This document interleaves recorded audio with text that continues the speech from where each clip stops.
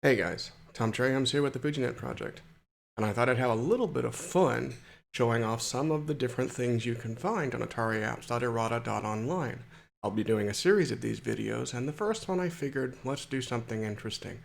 We're going to look at some 5 different versions of Q BERT, or rather Q BERT and some clones. All of these you can find on ATARI-APPS-IRATA.ONLINE, so you can play them yourself.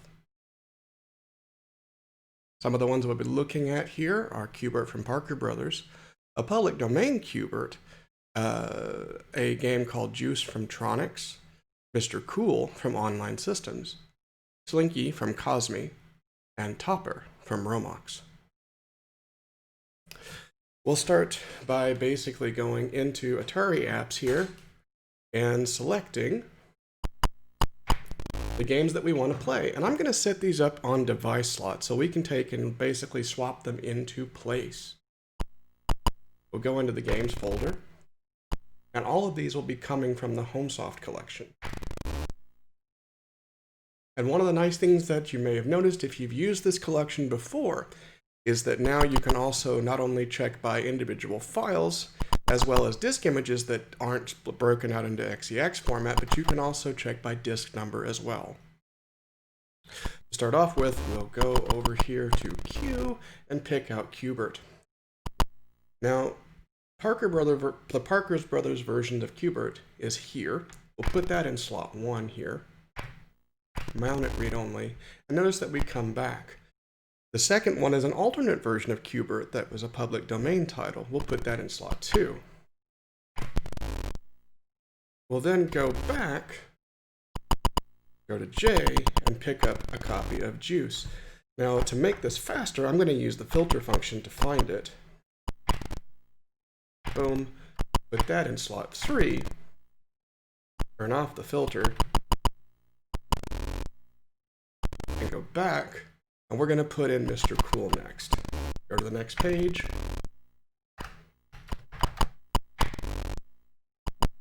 We'll go pick Mr. Cool, put him in slot 4.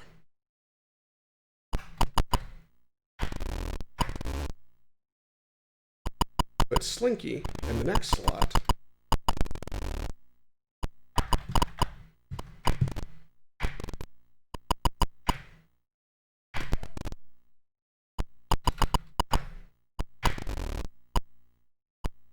That's fine. Bang, bang, bang.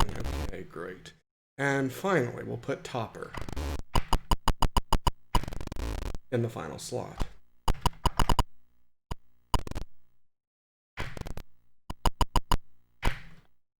We've got 6 games that we're going to take a look at today. We'll go ahead and turn that off. We don't really need to, but there we go. And with that, we have our 6 games that we want to take and put into place. We mount the first one to come in.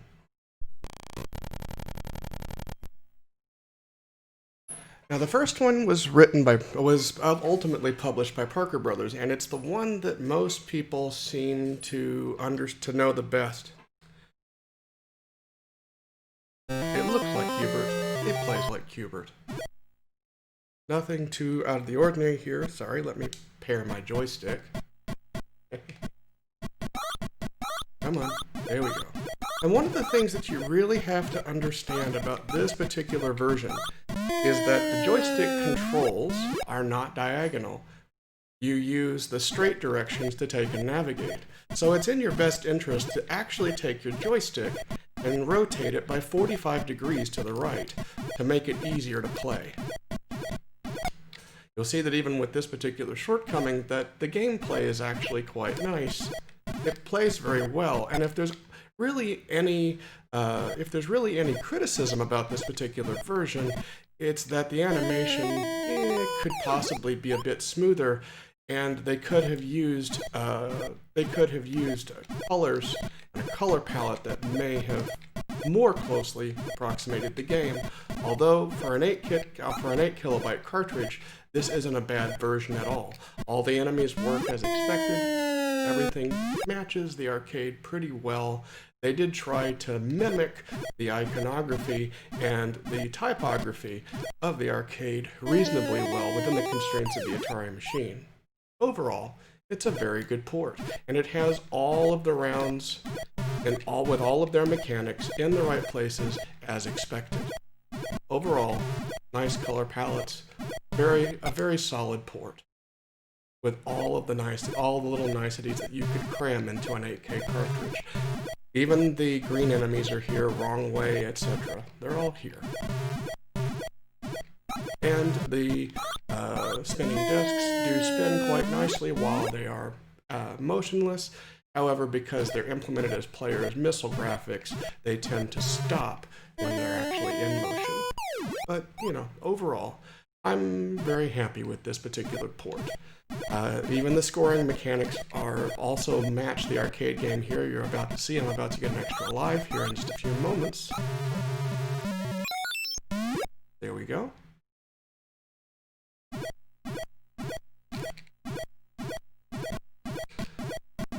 Now, the one thing that's actually missing from this particular version are the between-round graphics that show you how to take and bounce to the next level. That, you know, give you a demonstration of how to turn the individual blocks different colors. But I have a feeling that Parker Brothers banked on the fact that people were playing the arcade game and thus understood very well how the mechanics of the game actually worked. But even though the individual tutorials between levels aren't there, the music between each level is actually there. So you know when you're on the next level, in addition to being told up top in the header there. Here we go. All in all, it's a good solid port.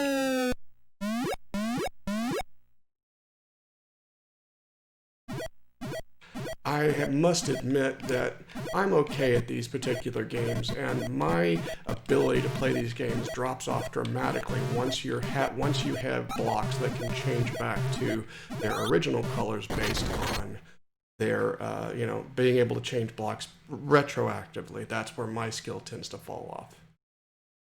But this is the Parker Brothers version. All in all, a very solid port. Let's go on to the next one, and for that, I'm actually going to use the disk swap feature to swap to the next disk swap. And since I have Sam turned on, it will happily tell me when that happens.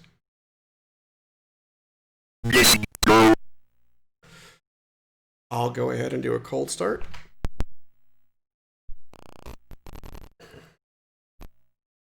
And here we have the alternate version. This was found on a variety of bulletin boards sometime around the middle of 1984. It's not very clear who actually wrote this particular version. If anybody actually knows, then please let me know. It's commonly misattributed to a guy named J. BERT. He did not write this version of Q BERT, but rather wrote a trainer that was actually modified and affixed onto it. But even with that, you'll see that even with this particular version, even though the characters are more monochromatic, you'll see that the animation and fluidity and the color of the playfield blocks is much nicer. Overall, animation's much nicer. All of the gameplay mechanics are here, as expected. Coily is nice and detailed. It plays really well, and I really do like the addition of the Atari Sprint arcade font. Has a nice touch, even though it doesn't really match the arcade. One subtle difference that you may have seen there while the disc was going up into the into the top, since the top part of the graphics are handled using Mode If graphics. The disc changes ever so slightly to dithered high resolution graphics to match. A nice compromise, and I understand why it happened, so all good. With this particular game, the big difference is that you use the diagonals to move around, so arguably the control in this version is much easier because you don't have to take and tilt your joystick 45 degrees. One criticism that I do have with this particular version is that the color palette of each of the enemies is close enough that it's actually somewhat difficult to tell on certain monitors which of the enemies you can pick up. For example, you can pick that guy up, That's actually a green ball, and that will actually freeze things for a bit. So, so you can take and get more blocks out of the way. Overall, though, it's a good port. Very, very solid, and I'm very happy with it. Good selection of colors for the playfield. The bricks actually look nice and solid in 3D like they do in the arcade version.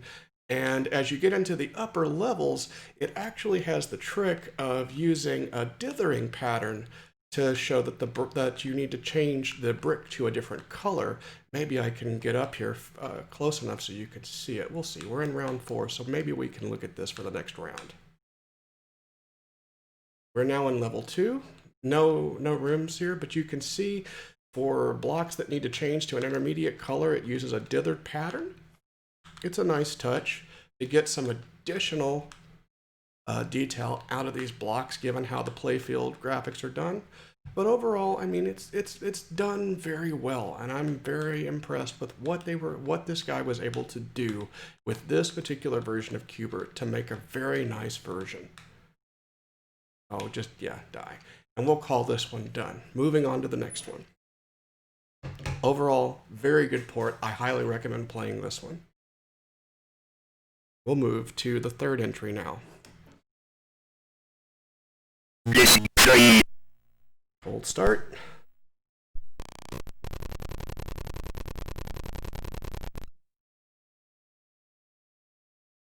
Here we have Juice, that was published by Tronix. Tronix was the publishing arm for artists like Artie Hartoonian, who also wrote Kid Grid, which was a clone of a sort of simplified clone of Amador. This is a slightly remixed version of Q BERT, where you play as Juice, an android whose job is to connect circuits together while avoiding the various baddies that hop around the circuit board. You get a good list of all the different characters you will encounter on the board. The first 3 will kill you. Gnomes are just dumb. They bumble across the board. Kilowatt is the equivalent of coily. Flash will actually short circuit parts of the board that you've already gone over, requiring you to go over them. And Recharge, of course, will stop everybody for a few seconds so you can take and connect additional traces. A rather unique section of this here is that you can use the option key to take and change different characteristics of the game, so no trainer really is needed here. Really nice, I think. We'll start off with the first level. It gives you a simple tutorial like the original Q BERT arcade game. I think that's very nice. You'll see here that they use a sort of flattened isometric perspective here to take and show the circuit board as you take and connect different traces together. You'll see that the gnomes just kind of bumble across the board, and they have a tendency, you never know quite which direction they're going to go. They seem to pick their direction at random, and it makes, due to the perspective used on the board, it can make judging where to strategize your moves a tiny bit difficult. Now, some would say that might add a touch of challenge to the game. I'm not so sure. Of course, instead of the discs, you have the teleport pads. And the nice thing about the teleport pads on Juice is that they stay put, they don't go away. So you can use them multiple times. Very nice, I think. Moving on, the boards get more complex as time goes on. But they also, in addition to getting more complex as time goes on, actually, they can also have less branching paths so that you can tend to get stuck in corners. Overall, though, it's a very good version of the game with a decent set of strategy, even with its you might call them design flaws. I'm not so sure. I think given what he was trying to do to make a game that was different enough from the Q BERT, I think he did a good enough job here. Complete this particular phase, and what's next is a bonus round, where you have to, oh sorry, one more of these. I thought I forgot, yes. Let's see if I can complete this to go to the bonus round.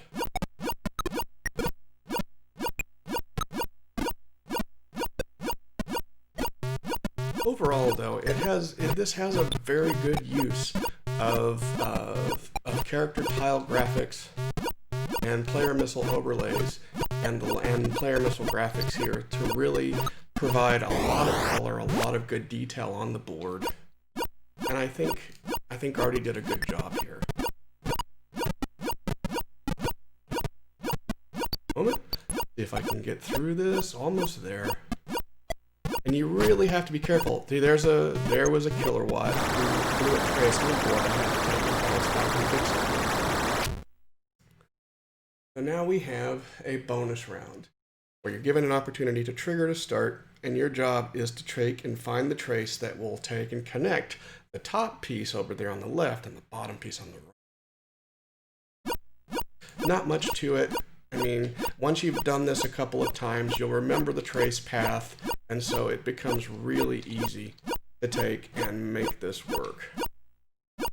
Yeah. That's it. And you always get the same number of bonus points anyway, so there's not really any incentive to take and do a perfect match every time. You'll notice that now we've gone to level 2. Now we've gone into the double square section of Q BERT, where you're having to take and lay down vias for traces on the board and then take and connect the appropriate traces. I guess that's the best way to put it.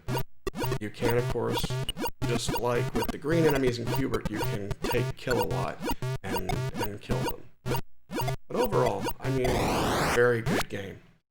I'm very impressed with it. I'm gonna go ahead and kill myself here. I'm done. We're done with this. And this one has a simple high score bit as well, although it doesn't save your high scores. Too bad, though. Moving on.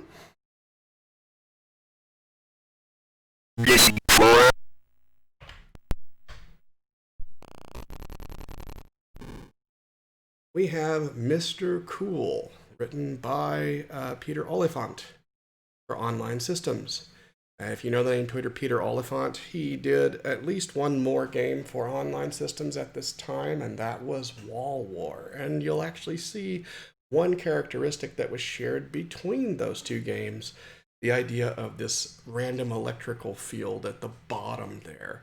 And you can see that in Wall War 2 if you take and go play that game as well. Overall, again, it's a nice little remix on here. Whereas with Mr. Cool, whereas in Q BERT all of your enemies would bounce across, you do have some bouncy enemies, but in Mr. Cool you have the added dimension of the main set of enemies coming in from the walls on the sides. Fireballs, whatever those things are. And once you're done, he's all nice and happy, and you go to the next level. Moving on. Bam. So this is where things immediately start to change. Now you're having to take and change individual plates that are randomly changing to intermediate states before you get to the target state of pink. They don't all change to the same state. They don't all change in the same way. So you have to pay attention. And if you get hit by the fireballs, of course, you melt. All in all, another good Q BERT clone. Very solid. Nice, solid animation. If anything, I wish it were just a teeny bit faster on the jumps. But overall, good. A good clone. Very solid. I'm trying to actually get one of the special bits so that we can take it. Oh, yeah, and this is a fundamental issue with this game. Coily has been replaced by these heat springs that just blindly bounce from one plot to another. Really? And of course you've got bonus, which you have to take and finish the game before the bonus runs out, otherwise you're done for. Eventually the game will start to go into upper levels where you have to change, where every time you jump you will where every time you jump, you will change a state, and depending on how certain ones are set, you may actually implicitly melt too. So, again, Mr. Cool, a really good clone, a decent clone to play as well. I like this one, although not as much as the others, but still very solid. Moving on.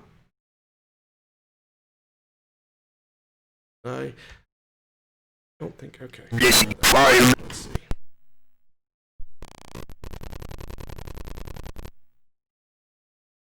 Finally, we come to Slinky. Slinky is perhaps one of the more masochistic versions of the Q BERT motif here. It was done by Vance Kozik, who did a number of ports of Cosme's other games to the Atari 8-bit. And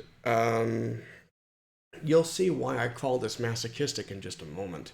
Not only is the playfield much larger, but you start off with a certain point value, and you count downward. If you notice, as I'm moving my Slinky across, you play the titular Slinky here, and as I'm moving across, you'll find that your score is actually decreasing. Your Slinky can get dusty, which can impede its performance, and not only that, as your score counts down, your Slinky will actually get slower over time. So we'll actually see, as I move across the board, and as I get hit by these dust clouds and whatnot, I get points taken away for getting hit by dust clouds, I get points taken away for moving and taking care of different plots here. And if you're noticing, my Slinky is getting slower and slower and slower. And there are different things. Now I got caught by the calipers, who is going to drop me on the other side of the board. But it leaves me with a nice fresh Slinky. But because of how the Slinky mechanics work, it always places me at the beginning of the board in the same place. So inevitably I have to take and jump over to the other side. Now if I jump in this hole, of course, I lose a life and I wind back up at the starting position.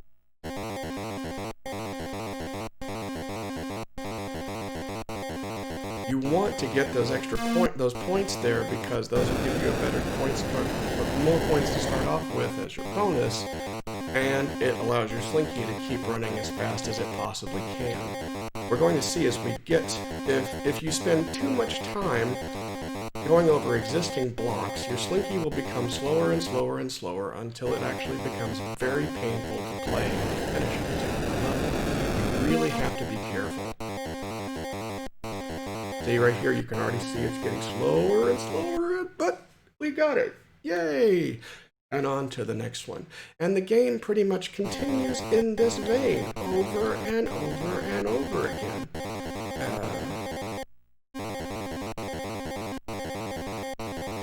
Overall, the attempt at trying to make something to change the gameplay here ultimately ends in a game that becomes a grind very quickly.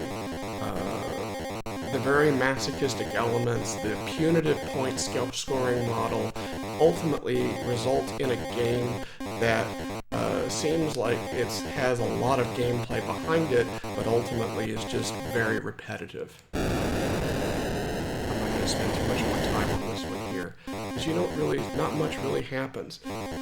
You've got these raindrops and whatnot, which ultimately affect how Slinky performs, the wind, who ultimately makes Slinky go slower over time, even faster so, and of course that caliper constantly pulling you apart, pulling you over to the side of the board. It's an okay clone, but it's not one that I would recommend playing on a regular basis. It's just too much of a grind. Moving on, we come to our last one.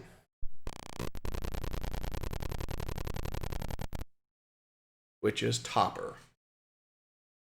Topper was written by Myron Meyer and was ultimately published by Romux, who were an early publishing company who were an early games publishing company in the early 1980s, who pioneered an EEPROM-based cartridge republishing model, where you could go into stores that had certain kiosks where you could pick from a list of games. You would buy the blank cartridges, put the cartridges into the kiosk, select the game that you wanted to play. It would erase the cartridge and then program it. So the idea was you would go do your shopping, whatever, and then come back, pick up your game once it was ready. And this was one of the games that was offered. The service ultimately didn't last that long, so many of these games were ultimately offered in ROM versions before Romox ultimately closed down in 1984. So with that, we have here a pretty decent Q BERT clone that's very fast-paced with some interesting, albeit slightly masochistic, gameplay mechanics. Very nice music. And of course, you can use the fire button to bypass it, which we'll see in just a bit.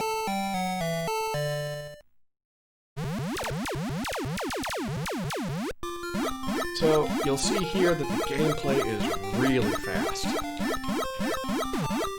Bonus points to anybody who recognizes the music. You'll see, oh, why am I still here? That's because there's a plate that's missing. And yes, that will happen. You'll have plates zooming in, zooming out at random times. You'll have, and the thing is that the times which these plates zoom in and out are completely random and can actually span for more than 10-15 seconds. Which if you're watching the bonus counter up top there, you'll realize that you don't have that much time. If that bonus counter runs out, you're history. So your incentive is to take and memorize this pattern, which is always the same, and to do it as quickly as you possibly can. Hit the fire button there, keep going. Now if you, the game actually penalizes you ever so slightly if you're a bit quick on the draw for doing your initial jump.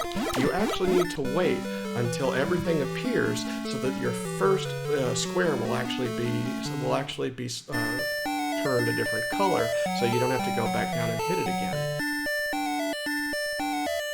If I go ahead and move right now, you'll see that it doesn't change. I have to go back down and change it. So it's just wait a split second for that color to change and then start moving.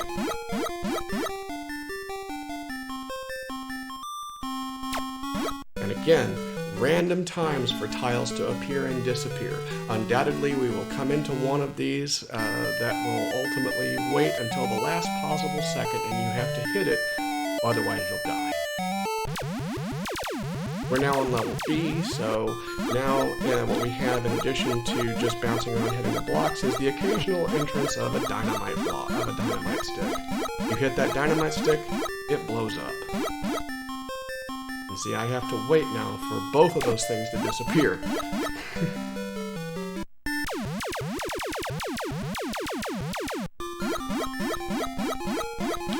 And the thing is, with this particular game, see, if I take and hit that, that's what happens. Bam.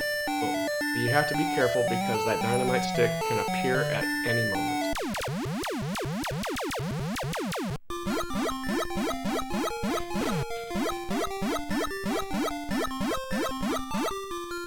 I have to wait. Excuse me. Thank you. And I have to wait again. See, all the while, the bonus counter is counting down. And you'll see that I'm sitting here shitting bricks right now because I don't know when that thing is going to change.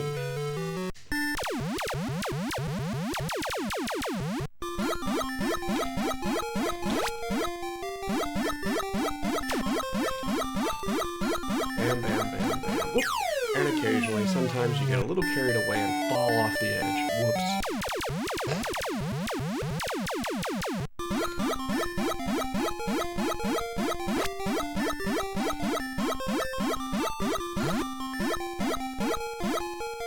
You get into a mode where you really have a lot of muscle memory that tries to take and do these jumps as quickly as possible. And that's really the name of the game with Topper. It's all about muscle memory. we're almost to the end of level B. Level C gives us an additional obstacle. In just a moment, you'll see. You really have to be on your toes because you don't know where that dynamite stick is going to appear. Now we're on level C, and we're joined by one of these guys, who, again, like everything else in this game, moves at completely random intervals. You don't know where he's going to jump, and your only move that you can do is to literally take and out-jump him and out-time him in your jumps, because the moment you two land on the same square, you're history.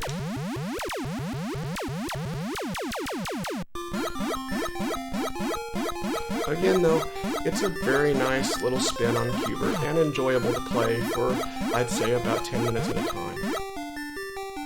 Now watch. He may very well just sit there for the entire time of the bonus jump. He may.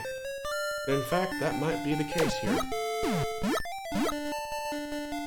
This is how masochistic this game is, right there. And just random. And there you go. That's the game. All in all, though, not bad. Not bad. And like some of the other versions, like Juice, you have a high score thing that it keeps. But unfortunately, because this was originally on cartridge, it doesn't keep the high score.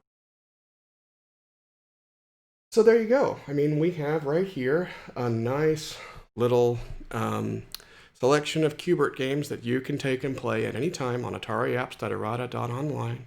Feel free to take and go through them, and I will be taking and making more of these just to show some of the different software collections that you can have on various TNFS servers that any FujiNet user can bring directly onto their Atari computer. So until next time, guys, have fun.